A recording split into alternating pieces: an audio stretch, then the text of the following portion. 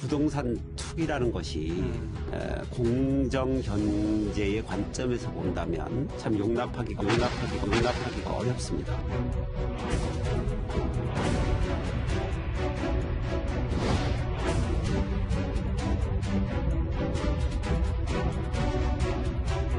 매우 부적절한 저는 행동이라고 보이고요. 강남 아파트를 처분하는 것이 옳다. 본인 때도 그 말씀을 드렸습니다.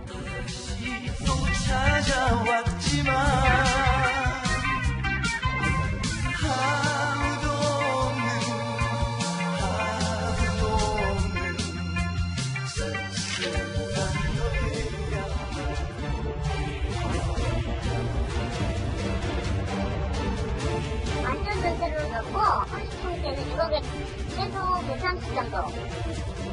생활비는 계속 물가가 오르면서 올라가는데 거기다 이제 집값까지 지금 서울에서 살면서 집을 제가 살 수 있을까요?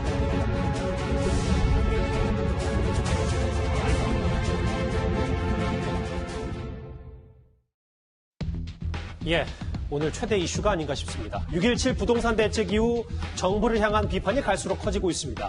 정부 정책에 대한 여론이 급속도로 나빠진 이유 가운데 하나는 바로 노영민 비서실장이 있는데요. 오늘 오전 본인의 SNS를 통해서 청주에 이어서 이제 반포 아파트도 내놓겠다고 말했습니다. 청주 아파트는 비워놓고 내놓은 지가 굉장히 오래됐고 팔린 지도 오래됐다고 하더라고요. 그리고 강남 아파트는 10년 훨씬 넘게 소유했었고 아드님이 살고 계신다고 하는데 그럼에도 불구하고 강남 아파트를 처분하는 것이 옳다고 생각을 했습니다. 우선 그 아파트가 문제가 됐고 국민들의 분노를 샀다면 그에 합당한 조치를 취하는 것이 옳겠다. 본인께도 그 말씀을 드렸습니다. 결국 반포 아파트도 처분하기로 노영민 실장이 생각을 한 것 같습니다. 이도훈 의원님, 근데 이 부동산 민심이 좀 들썩이니까 결국 청와대까지 어쩔 수 없이 위선 논란 휩싸이니까 수습에 나섰다. 뭐 이렇게 크게 좀 봐도 되는 겁니까? 그렇습니다. 굉장히 위기감을 느끼고 있는 것 같습니다. 사실 그 반포 아파트 대신에 청주 아파트를 먼저 매각한 것은 사실은 굉장히 합리적인 선택이죠. 실제로 거주하는 측면에서 그렇고 세금 측면에서도 그렇고. 근데 그게 알려지면서 특히 번복한 사실은 반포를 먼저 판다고 했다가 그걸 번복하면서 굉장히 여론의 변화가 컸는데 왜냐하면은 지금 문재인 정부에서 그 부동산 정책을 추진하면서 다주택자 특히 또 강남 그 주택 보유자를 약간 그 죄악시 투기꾼화하는 그런 그 인식을 보여왔는데 아니 이 정권의 핵심인 청와대 비서실장이 똘똘한 한 채를 챙기기 위해서 강남 반포에 있는 아파트를 팔지 않는다는 거에서 굉장히 그 민심이 굉장히 분노하게 됐지 않습니까? 그렇기 때문에 더 문제는 핵심 지지층이라고 할 수 있는 2030이나 3040 세대 이제 주택이 필요한 유권자들이 굉장히 분노했기 때문에 당에서도 굉장히 이거를 심각하게 보지 않을 수 없었고 당에서도 아까 이낙연 의원도 얘기했지만 여러 의원들이 이 문제를 제기했기 때문에 청와대로서도 받아들이지 않을 수 없었고 일단 한 발 물러섰는데 만약에 지금 상황에서 조금 상황이 가라앉으면 몰라도 계속해서 이 여론이 그렇죠. 안 좋으면은 지금 실장 자리도 아주 안전한 것 같지는 않습니다. 청와대가 수습을 하지 않을 수가 없었다. 김태현 변호사님. 네. 그러면 지금 생각해보면 지금 청주 아파트 지난주에 내놔서 어제 가계약 얘기도 했었죠. 네. 오늘 처분 계획 발표해서 좀 졸지 무주택자가 됐는데 그러면 계속 비서실장 할 수 있는 것도 아니고 네. 그럼 나중에 또 집을 살 수밖에 없는 구조가 되긴 된 거네요. 개인적으로는. 개인적으로 그런데 그러면 저희가 걱정할 건 아니죠. 삼선 의원의 주중대사에 일국의 비서실장까지 지내신 분이 비서실장 그만두고 풍창노숙하겠습니까? 어떻게든지 본인이 살 길 찾으실 건데. 근데 이제 저희가 보면 다 계획이 있구나 이런 영화 기생충의 대사를 패러디해서 제목을 이제 뽑았는데 제작진이 아마 이런 거예요. 그러니까 진짜 노영민 비서실장의 속마음을 제가 알 수는 없는데 왜 시장에서 자꾸 계획이 있구나 이런 얘기가 나오냐면 1가구 2주택이잖아요. 1가구 2주택은 양도소득세 중과세입니다. 근데 상식적으로 반포 아파트하고 청주 아파트하고 양도소득세 어디가 세겠어요? 당연히 반포 아파트가 크죠. 양도 차익도 크고 그렇죠. 세율 자체도 투기가율주니까 높고요. 그러면 지금 이 상태에서 만약에 청주 아파트 보유한 상태에서 반포 아파트를 먼저 파게 되면 어떻게 되나요? 양도세가 감당이 안 될 겁니다. 그런데 일단 지금 보시면요. 그러니까 원래대로 선 반포하고 후 청주를 이렇게 하면은 양도세 한 4억 정도 발생한다는 거예요. 네. 시뮬레이션 해보니까. 그런데 청주를 먼저 팔잖아요? 그럼 청주 팔면 어떻게 되죠? 1가구 2주택이 없어집니다. 그죠? 1가구 주택 문제가 해소되고, 그 다음에 반포를 파는 거니까, 반포를 팔 때는 1가구 2주택에서 파는 게 아니라 1가구인 상태에서 파는 거잖아요. 1주택인 상태에서. 그럼 양도세가 확 낮아지는 거죠. 그러면 지금 노영민 비서실장처럼 선청주 후 반포하면은 양도세가 한 5억 6천 정도? 그러면은 한 얼추 계산해서 3억 5천 정도를 절세를 할 수 있다는 거 아니겠습니까? 그러니까 이게 뭐, 노영민 비서실장이 의도했다, 이렇게 볼 수 있는 건 아닌데, 어쨌든 공교롭게도 상황이 그렇게 됐으니 여러 가지 또 얘기가 나온 거죠. 드리고 싶은 말씀은, 예. 그만큼 지금 국민들이 양도세, 종부세, 이런 세금에 민감하고 부동산 가격에 민감하기 때문에 일국의 비서실장의 노영민 비서실장이 그런 것을 의도해서 한 것이 아니라고 하더라도 결과가 그렇게 된 것에 대해서 비판의 목소리가 나올 수 있다는 겁니다. 그러니까 저도 뭐 이게 숨은 의도가 있어서 청주 먼저 팔고 반포 내놨다 이렇게 보진 않을 수 있는데, 고원장님. 어쨌든 이 부분, 양도세가 이만큼 차이 나는 부분에 대해서 야당에서는 뭐 세무사 통해서 다 좀 계산해보고 이렇게 선조치한 거 아니냐라는 지적도 하긴 하거든요. 네, 워낙 금액이 크니까 뭐 제가 그랬을 가능성이 높다고 보고요. 뭐 신의 한 수다, 저는 이렇게 봅니다. 그러니까 이게 상황이 이제 어떻게 됐는지 모르지만 어쨌든 만시지탄이지만 이렇게 처분한 거는 잘한 것이고, 세무사 분들 같은 경우에는 이런 것들을 많이 조언을 이렇게 해주거든요. 이게 순서가 잘못되면, 그러니까 우리 일반 시청자분들도 좀 알아두시면 굉장히 이게 좀 교훈이 되고 도움이 됩니다. 뭐 이게 탈세가 아니라 절세이기 때문에. 그렇죠. 그렇죠? 절세죠. 예. 그러니까 이게 두 주택 중에서 하나를 팔 때는 반드시 세금이 적게 나오는 주택을 먼저 파는 거. 이것도 우리가 좀 알아두면 하나의 교훈이 되고 방법이 되는 것이죠. 그러니까 제가 볼 때는 반드시 이 정도 되면 세무사의 주변의 도움이나 조언을 받고 한 게 아닌가, 그렇게 생각이 듭니다. 이 반포집 논란이 워낙 커졌기 때문에 벌써 이 절세 기술 얘기까지도 또 논란이 번지는 좀 웃지 못할 상황까지 네, 됐어요. 근데 이제 문제는 시세가 11억인가 이제 이렇게 보여지고 지금 집값이 오르고 있는 상황이에요, 현재도. 그런 면에서 본다면 조금 더 세금이 높아질 가능성은 있죠. 아, 그렇군요. 김종욱 교수님. 잠깐 화면에 먼저 비춰졌던 이 얘기를 좀 해볼게요. 왜냐하면 어쨌든 노영민 비서실장은 이제 만약에 순조롭게 다 처분이 된다면 무주택자가 되는 거고, 근데 여전히 10명 넘는 청와대 참모들이 지금 다주택자란 말이에요. 특히 뭐 민정수석 같은 경우는 강남에 지금 두 채가 있으니까.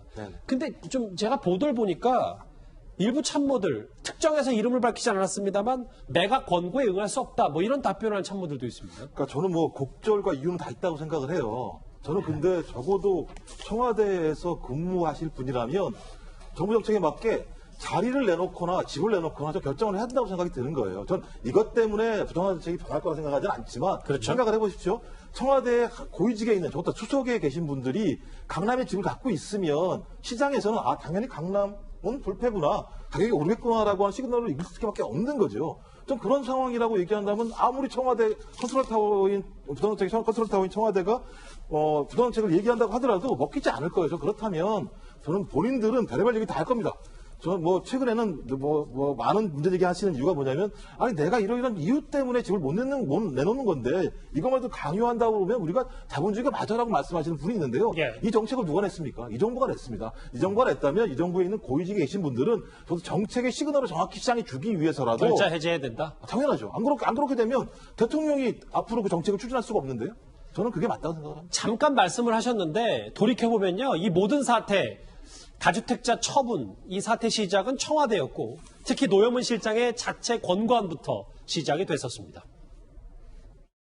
부동산 투기라는 것이 공정 경제의 관점에서 본다면 참 용납하기가 어렵습니다. 그래서 제가 수도권 투기 지역에 2주택 이상을 보유한 경우에는 특별한 사정이 없다면 1주택을 제외하고는 이른 시일 내에 처분할 것을 권고했습니다.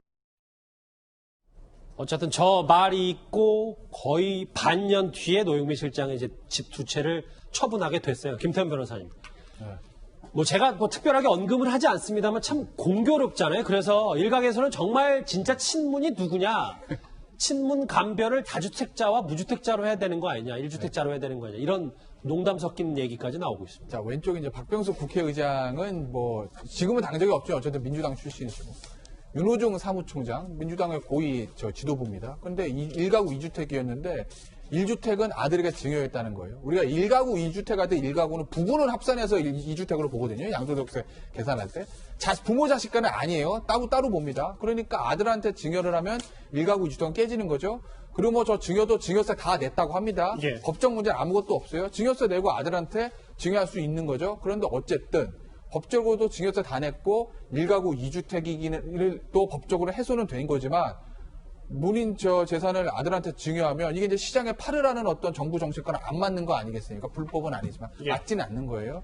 근데 오른쪽 아래 보시면 참 공교롭게도요. 윤석열 검찰총장 송파구에 있는 주택 매각했답니다. 예. 금태섭 전 의원 매각했다라는 거예요. 그런데 이제 윤석열 총장 아시겠지만 지금 어쨌든 추미애 법무부 장관과 강하게 각을 세우고 있는 사람이고 금태섭 전 의원도 그렇지 않습니까? 뭐 저 두 사람이 정부 정책에 응하기 위해서 당의 방침에 응하기 위해서 집을 팔았는지 아닌지는 알 수는 없으나 예. 결과적으로 어떻게 보면 현 정부와 제일 대척적에 있는 고위공직자하고 전 의원들은 저렇게 집을 다 한 주택씩 처분했는데 그렇지 않은 의원들은 뭐 증여하고 보유하고 이러고 있으니 과연 누가 대통령 정책에 더 적극 호응하는 거냐라는 얘기가 나오고 있는 거죠. 이 초유의 부동산 정국. 그래서 지금까지는 노영민 비서실장을 중심으로 한 청와대 얘기를 좀 해봤었는데 당정, 그러니까 정부와 집권 여당도 절박감이 감도입니다. 오늘 오전에 정세균 총리가요, 다급하게 특별 지시까지 내렸습니다. 각 부처는 지방자치단체를 포함해서 고위공직자 주택 보유 실태를 조속히 파악하고 다주택자의 경우 하루빨리 매각할 수 있도록 조치를 취해 주시기 바랍니다. 심각한 상황이고 고위공직자들의 솔선수범이 꼭 필요한 시기가 되었습니다. 사실 이미 그 시기가 지났다는 생각도 듭니다.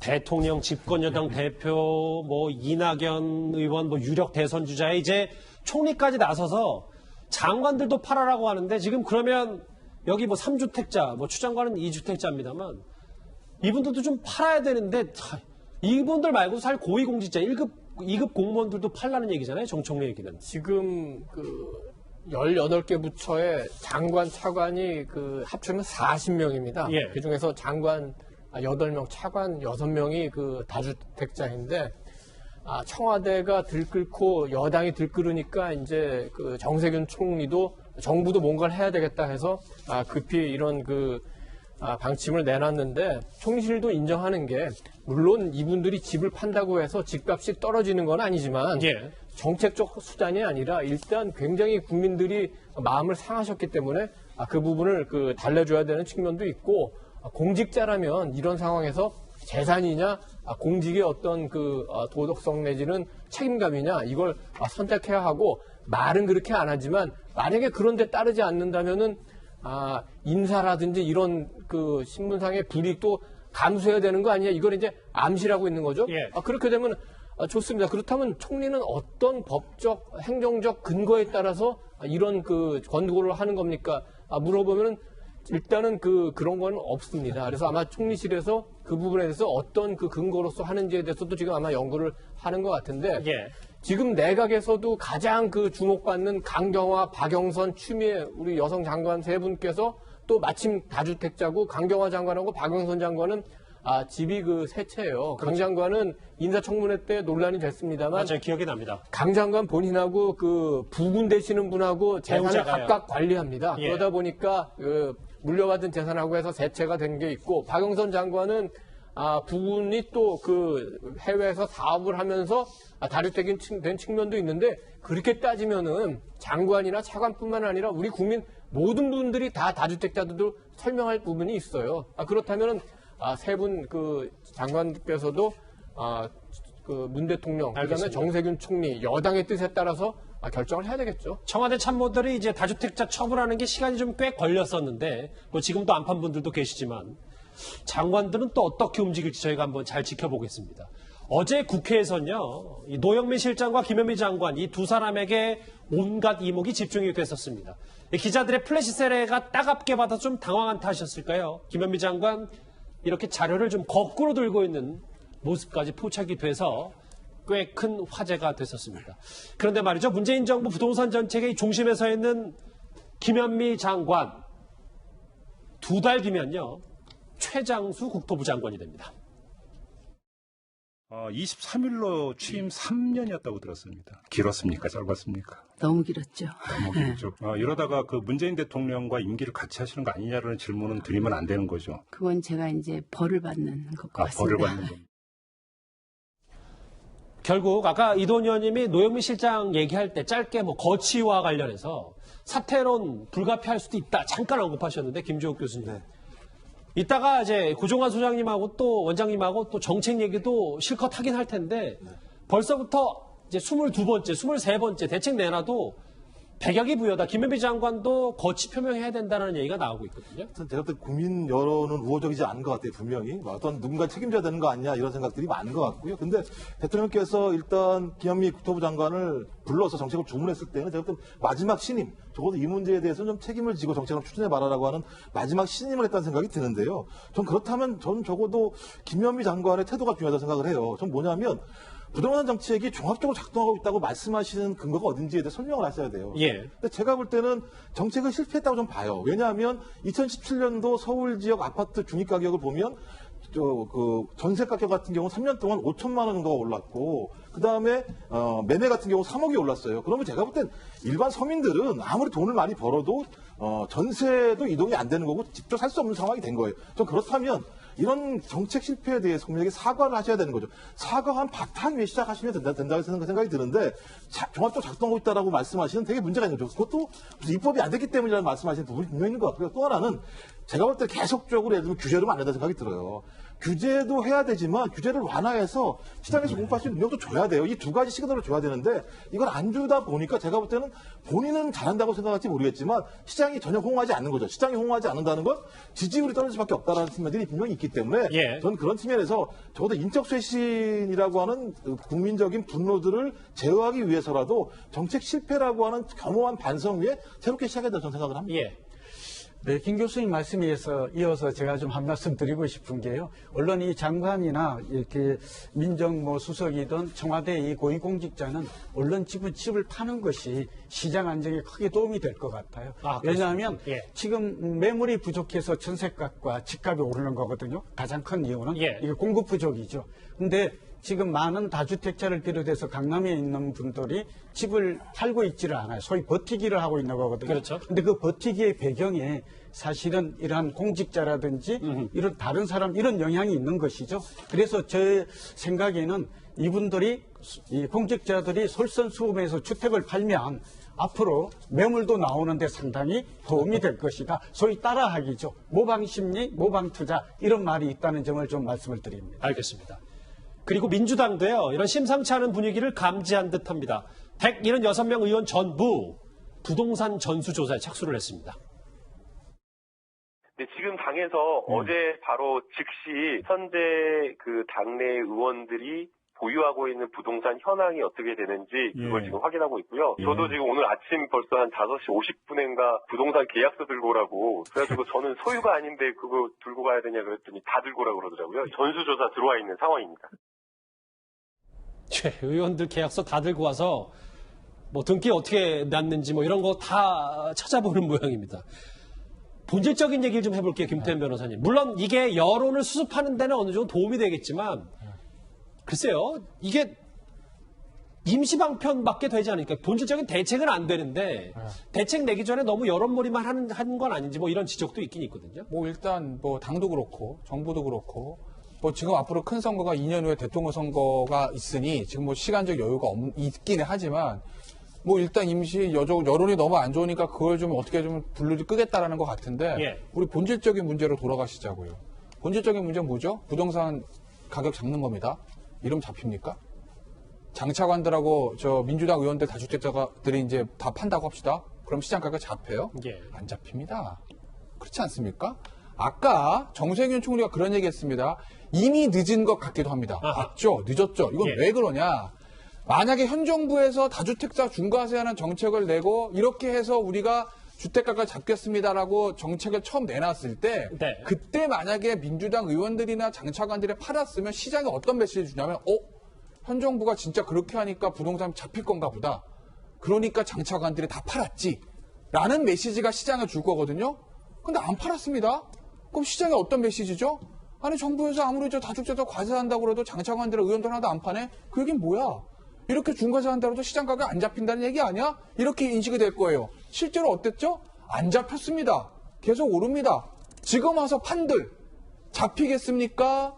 아니면 시장에 소비자들이 지금이라도 장차관들이랑 의원들이 팔았으니까 이번이라도 잡히겠지라는 그런 막연한 기대심이 생기겠습니까? 아무것도 안 생깁니다. 그러니 예. 지금 상황에서 중요한 건 국토부 장관, 김해물 장관 경질하시고 정책의 방향을 바꾸는 게 중요하지. 예. 사람과 정책 그대로 두고 뭐 장차관들이랑 뭐 민주당 의원들 주택 몇 개 판다고 시장에 신뢰를 얻겠습니까? 뭐 집값이 잡히겠습니까? 알겠습니다. 아무것도 없을 거다라는 겁니다. 저는. 예. 깊이 들어가진 않아도 한 번은 이제 짚고 넘어갈 부분은 있는 것 같아요. 일단 이제 민주당에서 서두르는 거는 8월이면은 그 초선 의원들 이제 처음으로 재산 신고를 하니까 예. 그때 이제 다주택자들이 많이 나오면 다시 한번 여론이 크게 흔들리겠죠. 그럴 수도 그게 하나 있겠네요. 있고 예. 또 하나는 그동안 그 민주당 내에서 뭐 추미애 그 장관도 의원 시절에 그 토지 공개념을 얘기한 적이 있고 심지어는 이제 주택 공개념 그 얘기까지 나오기 때문에 만약에 이런 식의 그 다주택 팔기 흐름이 이어진다면은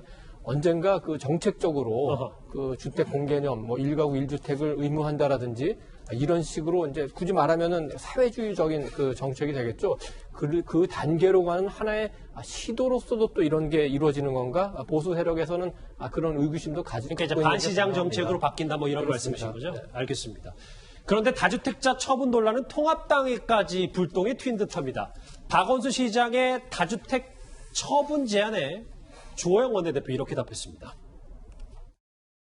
지금 미래통합당에는 다주택 보유자가 훨씬 더 많은 걸로 알고 아닙니다. 있는데요. 우리 미래통합당도 저는 따랐으면 좋겠네요. 박원순 시장이 그랬나요? 미래통합당 의원들도 대통령의 지시라 그랬나요? 따르면 좋겠다고. 나는 그 발상 자체를 이해할 수가 없어요. 시장 권리에 맞지 않게 강제로 팔아라. 저는 아주 반헌법적인 발상이라고 생각하고 정책은 작동 안 되는데 너 이 집 팔아. 이 무능을 스스로 자인하는 거죠.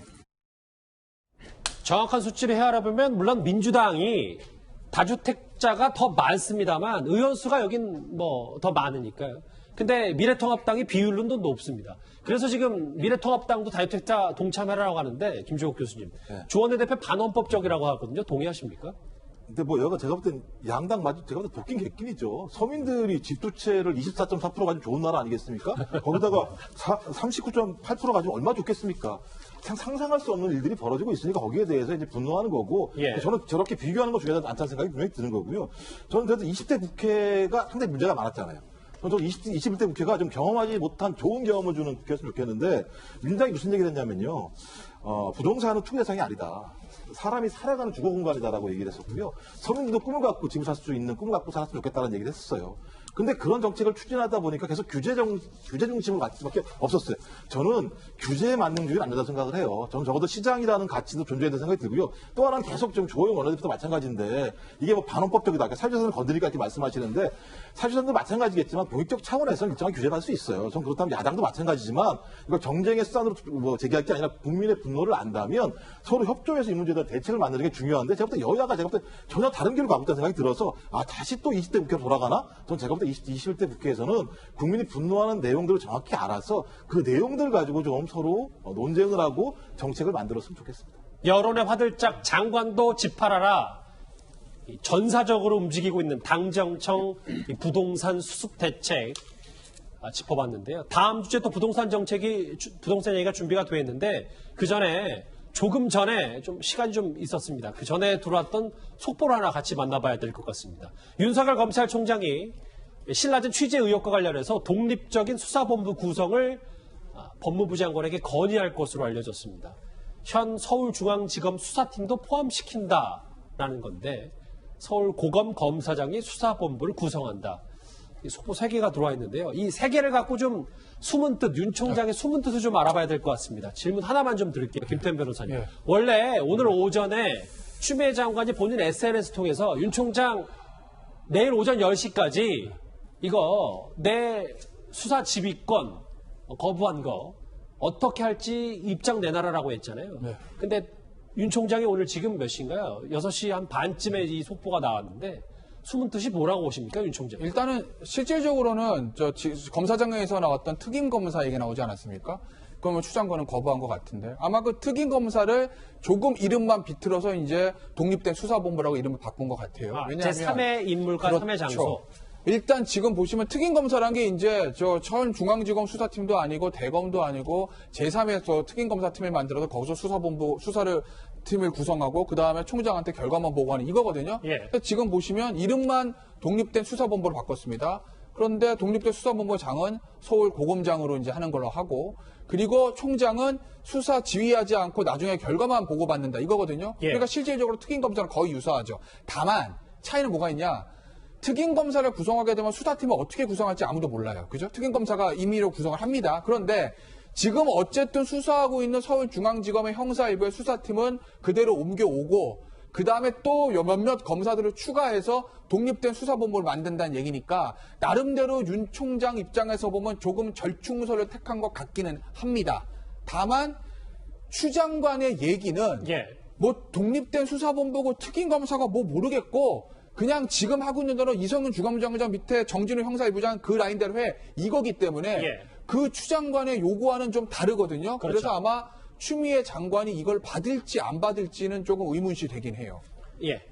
그러니까 추미애 장관이 그 지시한 내용이 두 가지 아닙니까? 자문단하지 마라. 그렇죠. 그다음에 이른바 검언 유착에서 손떼라. 신라젠 취재 의혹이요. 그렇죠. 거기 일단 그거 두 개는 받아들인 겁니다. 그렇지만 윤 총장 본인이 부당한 위법 부당한 지시는 따르지 않겠다고 하지 않습니까? 근데 이른바 그 신라젠 그 취재 의혹에 대한 수사가 굉장히 공평하지 못하고 있다고 생각하기 때문에 거기에다가 그 이른바 정언 유착 수사까지 붙여가지고 그 서울 고검장에게 그 본부를 맡기는 방안을 제시를 했는데 이거는 그 추 장관의 지휘를 거스르지 않으면서 낸 방안이기 때문에 추 장관이 어떻게 받아들일지 그걸 좀 지켜봐야 될 것 같습니다. 그러게요. 말씀처럼 이 윤석열 총장의 이 건의를 추 장관이 어떤 답을 내놓을지 이것도 한번 저희가 충분히 짚어보도록 하겠습니다.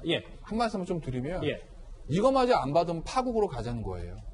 그럼 지금 법무부 장관하고 검찰총장이 충돌하고 있는 상황이 이게 바람직한 상황은 아니거든요. 해결책을 내야 됩니다. 근데 어떻게 윤 총장은 내가 그 지휘하고 하는 거 다 빠지겠다는 거예요. 독립돼서 수사하자는 거예요. 알겠습니다. 근데 이걸 만약에 추 장관이 안 받고 원래 수사팀대로 하라고 자꾸 계속 주장을 하면 반드시 중앙지검장, 이성윤 중앙지검장 휘하에서 수사를 반드시 해야만 되는 이유가 뭐가 있냐라는 물음이 나올 수밖에 없거든요. 더군다나 독립된 수사본부에 기존 실무수사팀을 포함시키자는 거 아니겠습니까? 그러니까 이걸 승인하는 게 문제를 원활하게 푸는 방법이다라고 저는 말씀을 드리는데 과연 추 장관이 받을지는 그건 아직 좀 의구심이 남긴 합니다. 저희가 부동산 이슈에 쭉 집중하다 보니까 이 속보를 좀 뒤늦게 전해드렸는데 20분 전에 대검에서 들려온 윤석열 총장 관련 속보 저희가 하나하나 짚어봤습니다. 자, 그럼 다시 돌아와서요.